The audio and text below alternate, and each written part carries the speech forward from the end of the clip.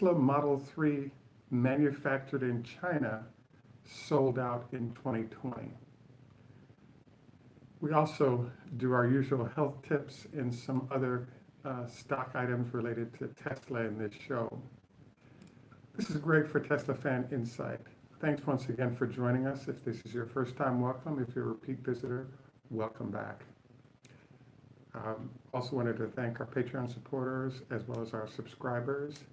If you enjoy the show, please take time to like and subscribe. So today's show focuses on the fact that right now Tesla's stock price is leveraged to China.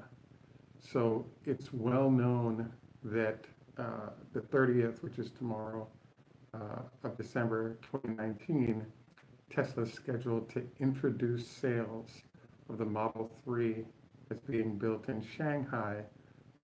The first Chinese customers, in this case, they're going to be people that work for the company, I believe, people in the factory.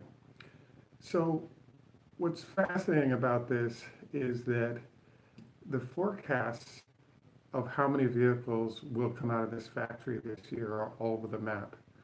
At this point, one analyst that's willing to put his name out there is an analyst from Morgan Stanley. And his estimates indicate that there's going to be about 50,000 vehicles produced in the factory and sold this coming year. So what's fascinating to us about this is the fact that everyone is very, very focused right now on what's happening relative to China, both production, delivery, and sales, sort of the whole list of that.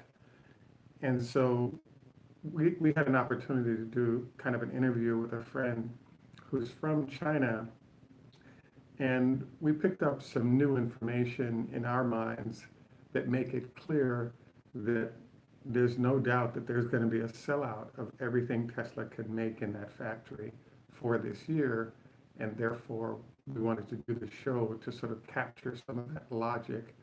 So the stock price starts moving, given all the information on Tesla coming over the next 2 weeks. You might be able to get a jump on that. So what's interesting about this, and I want to run through some sort of data points and then sort of walk you to our conclusion. So the first item I wanted to cover is what I call U.S.-China animosity. So one of the questions that I was wondering about, let's see, over the last 5 years has been, why is there so much animosity between China and the West? And one of the answers given to me by a U.S. historian at Stanford was the fact that if you go back a couple of hundred years, one of the things that happened was that China was a closed society and really didn't need or want exposure to the outside world. So when the British approached interested in trading, perhaps in the early 1800s, the Chinese were of the opinion that they actually weren't that interested in trading, and they were happy maintaining what they had for centuries within their country. So the British were then forced to provide gold or silver to actually pay for whatever they wanted to buy in China, and they couldn't just trade goods that they might have grown or farmed or purchased or elsewhere. So what this resulted in is some definite resentment. And so they were making those payments, and I believe the name is Cabot that came up with this idea. And what the idea was that they started selling opium-laced cigarettes to the Chinese. And so initially the Chinese, these cigarettes had come from, the opium had come from the India region. And so basically what happened is that you ended up with a situation where a whole bunch of people got addicted to the opium. Once the Chinese realized what was going on, the net effect was that, I'm going to turn the mic up here just a bit. So what we ended up with is an interesting circumstance where the addicted Chinese to opium, the government sort of clamped down on this.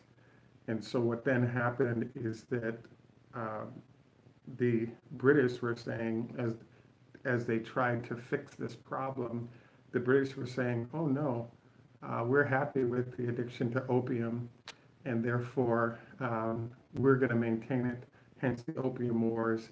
Hence Hong Kong had to be given up by the Chinese as part of the ending of that war. So bottom line is that the British benefited from that trade, and the Chinese were pretty angry and not happy about it, lost this Opium War. So it's one of the seeds of sort of discontent between the East and the West, if you will. So if we fast forward to now and what's going on with Tesla, et cetera, it's a very interesting situation because there's the vantage point from the West to China, and then there's the vantage point from China to the West. And this is why I wanted to do a show today focused on how this interview went. So some key points that were takeaways from our interview was the fact that there's a problem within China, which is that there are some very sort of powerful people within the Chinese party, and those people are able to get things done and benefit close friends, family members, and associates. So, for example, there's a company called BYD, which until Tesla unseated them was the #1 seller of EVs in the world. It's based in China. The CEO of BYD is said to be related to the Premier of China, hence their ability to get business done in ways other companies have not been able to. So, for example, with BYD, a lot of or most of the buses in China have been switched to electric vehicles, and BYD manufactures them. Same thing with cabs in China. And then if you look around the world, in fact, the United States just banned BYD buses within the United States from getting federal subsidies from the US government because of its affiliation with the Chinese government. So in general, one of the issues that popped up that she shared was that there's a lot of corruption in China and a lot of taking advantage of consumers. And so there aren't any real consequences because if the person who commits the crime has a relationship with the people who run their province or very senior in, I'm going to crank up the gain here a little bit because we're not, so I'm going to do a little gain crank up here. So I apologize if the sound has been lacking. We just got a new mic and we're trying to make it a little, use that new mic to improve execution here. So let me know if that's better because I just turned everything up, so you guys should have better sound coming through. So what basically happened is that you have an interesting circumstance because consumers are constantly being taken advantage of by state-related entities that wield the power of the state through their purchases. So what we wanted to sort of emphasize here, we can really crank it if you'd like. So what we want to emphasize here is that the Chinese consumers in many cases are extremely fearful. And that fear translates into a reticence to buy domestically produced products from domestic firms. And therefore, the firms that are non-domestic, i.e. luxury brands like Mercedes and BMW, et cetera, there's this phenomenon going on where, from a Western standpoint looking in, you would say the consumers in the country should really love buying products from within that country, which is the case typically, be it Germany, United States, et cetera. But in China, it's actually the opposite because the consumers have been taken advantage of across a range of products for so long that anytime they can find foreign brands, particularly luxury brands, at a comparable price, those luxury brands get the dollar of the consumer first because people know the consequences of buying in China versus out of China. I thought this was interesting because one of the things I kept wondering about in the EV marketplace is there are 500 companies have been created in China over the last, let's say, 6 years to do EVs. I think there's the major ones remaining, or there's maybe 6 to 20, or maybe 5 to 10 that we know about, and probably another 20 that we don't know that well because the brands have been focused in different parts of China. But in general, there's probably a core of 3 or 4 that are doing very well, like BYD, for example, that has a global footprint. Geely comes to mind, NIO, et cetera. But in essence, what we thought was that when you read all the headlines, everything says that everything's wonderful. Chinese are selling a lot of cars, and the consumers are happy with those cars in a 2 million EV per year sales environment that is China. But the reality is that you have all these consumers who want EVs for a number of reasons, including the Chinese. You have to wait 5 years to get a registration for an ICE vehicle, and there's no wait for registration if you do electric vehicles, including the number of days you can drive, et cetera. So basically, the demand side is primed for getting EVs in China, but the delivery of vehicles to consumers of quality has been lacking.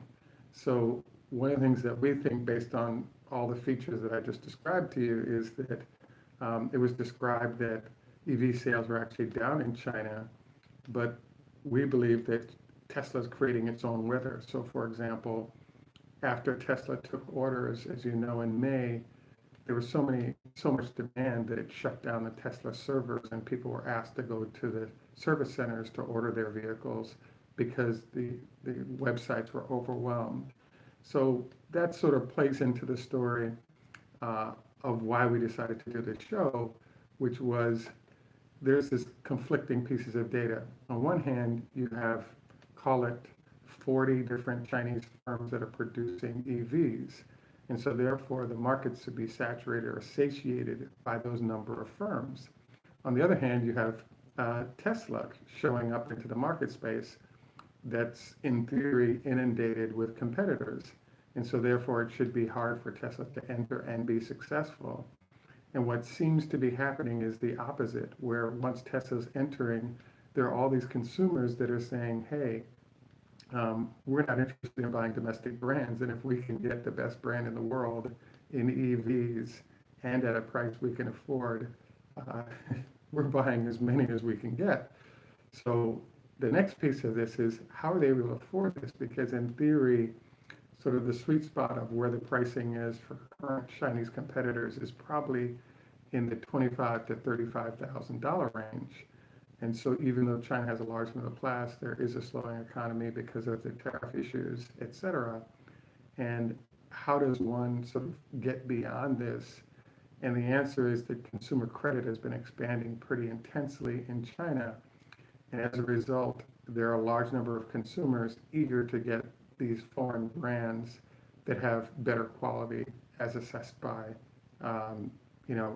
both Tesla's brand reputation and the vehicles that have been in China for years and that enjoy an excellent reputation there.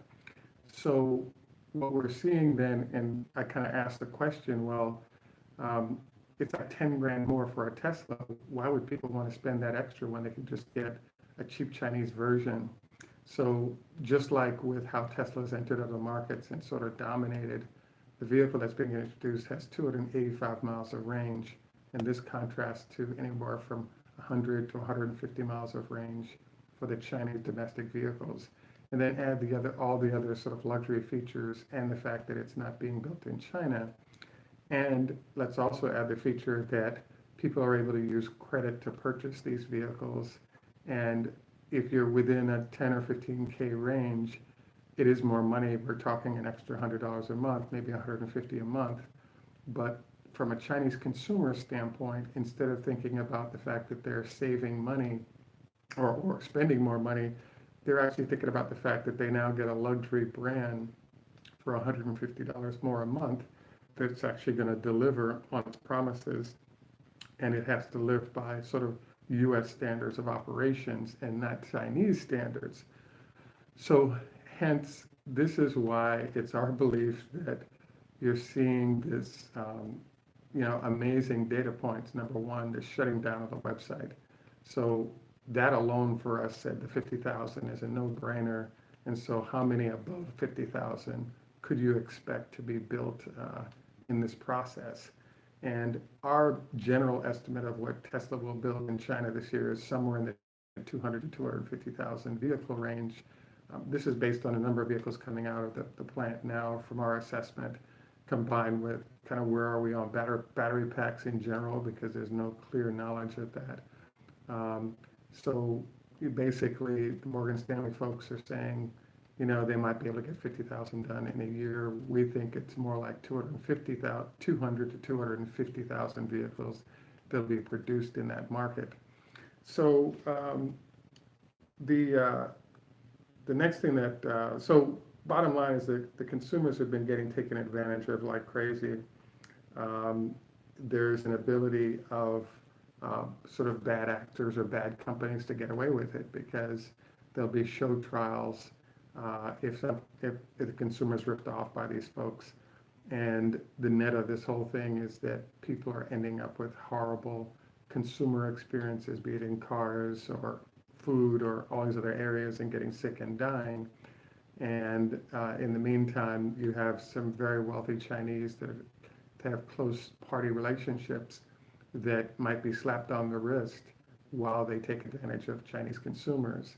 So Tesla, being a premium brand that's foreign, that's entering the space in this fashion, pretty much does the catfish routine, where they roll in and sort of destroy domestic competitors.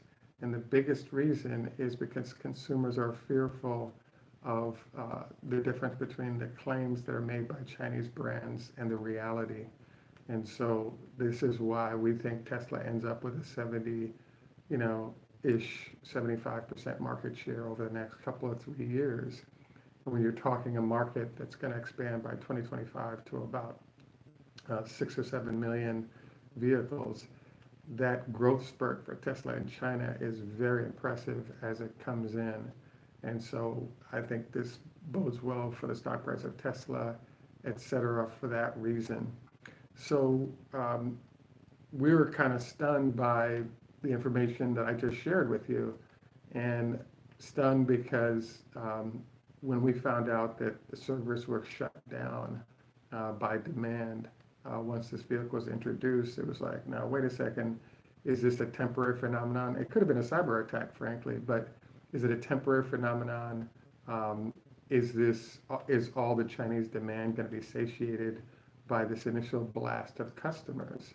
But if you roll back another 3 years and think about when the Model 3 was introduced, you had kind of a similar 350,000 people had put reservations in for the original Model 3.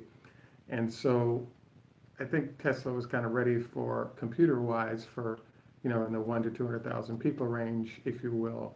And they got it, and it shut the machines down. So again, it makes it very clear that Tesla's not revealing the numbers, but they've just built a factory that suggests that they're confident they can sell 500,000 cars if they make it.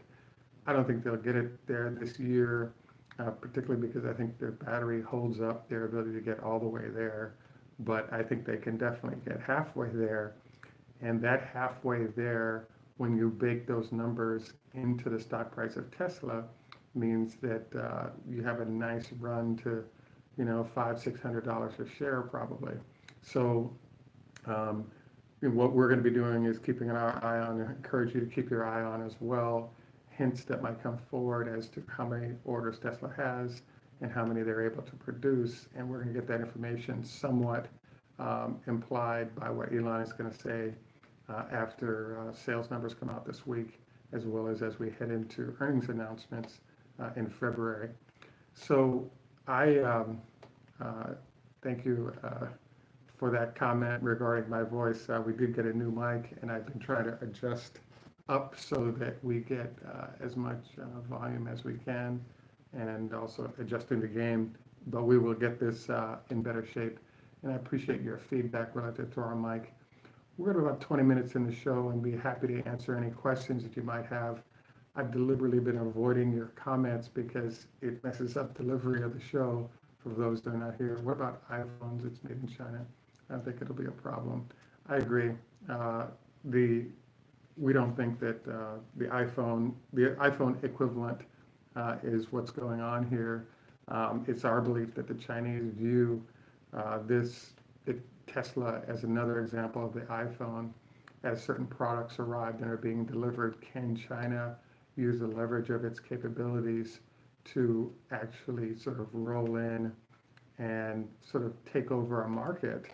And by carefully building the Tesla relationship and exceeding all expectations, be it build a freak the potential that Tesla ends up being the dominant player in the world, as we've already seen, but also with China as a partner in doing that. And so now China gets all the jobs attached. And so just like they dominate computers and now phones, China theoretically could dominate production of electric vehicles. I really, based on how much demand there is for the Tesla, I thought the backup plan would be to shift out, ship cars out to other countries if they can't sell it in China. But I don't think I don't think they get out. Yeah, Mickey, I can pretty much guarantee it will be a profitable quarter. It may not be a huge profit, but I think Tesla is very clear on the fact they need to manage the numbers to get that going. So there's an interesting number I want to throw out to you guys to think about that's fascinating, which is, let's say there are 100,000 Chinese that put up $3,000 to reserve their Model 3s that they may not get until the end of this coming year because of how heavy demand was. That's $3 billion. So if you look at Tesla's balance sheet money of $5 billion they have, you've got reservation money for different vehicles. When you add it all up, it'd be easy for it to be $3 or $4 billion based on that. Q4 release is supposedly first week of February, but you'll pretty much get a good window on what those numbers are. By the 3rd of January is when the plan is to actually have the numbers out there. So that sort of answers that question. At any rate, I think this is going to be fascinating to see how this plays out. What would be the impact on the stock from your point of view? Excellent point, Nelson. I have to admit we're limited on battery here, so this is probably the last question I'll answer on screen, but we'll take the remainder of your questions offline. So what we expect to have happen is that we're definitely going to meet the numbers relative to the stock price now, but I think we'll exceed them. It's an interesting situation right now because when you assess a stock, you have to look at things like what do they sell and what is their backlog like. And Tesla has a huge backlog of business. And the only question is, can they meet it and when? And so we're looking forward to, and that the battery sort of drives that question and answer. So it says battery investment day in February. Obviously, it'll be a good one. We have to sort of close down right now, but obviously we can extend this conversation in as we move forward. But there are a bunch of folks that are pointing out that based on time, the vehicles are already be introduced in China, and so we're moving on to now sales with the formal introduction of the first 15 vehicles having been done because of the time shift. So that totally makes sense. And we'll see if they can sell a bunch of cars before the end of the quarter over the next 48 hours. I think it's possible. At any rate, don't forget 25 leg lifts every day. Don't go to bed within 2 hours of eating, preferably 4 hours. Please note the 5-2 diet is recommended to try and see what you think about fasting, because it will definitely help in terms of issues while aging. So some things to think about. I wanted to say thank you once again. Please remember to like and subscribe. Tschüss, macht's gut, au revoir, lehitrot, choda hafez, and hedge do. in Jamaica, we say, "Enough respect, walk, good man." Don't forget to like and subscribe, and thanks for joining us.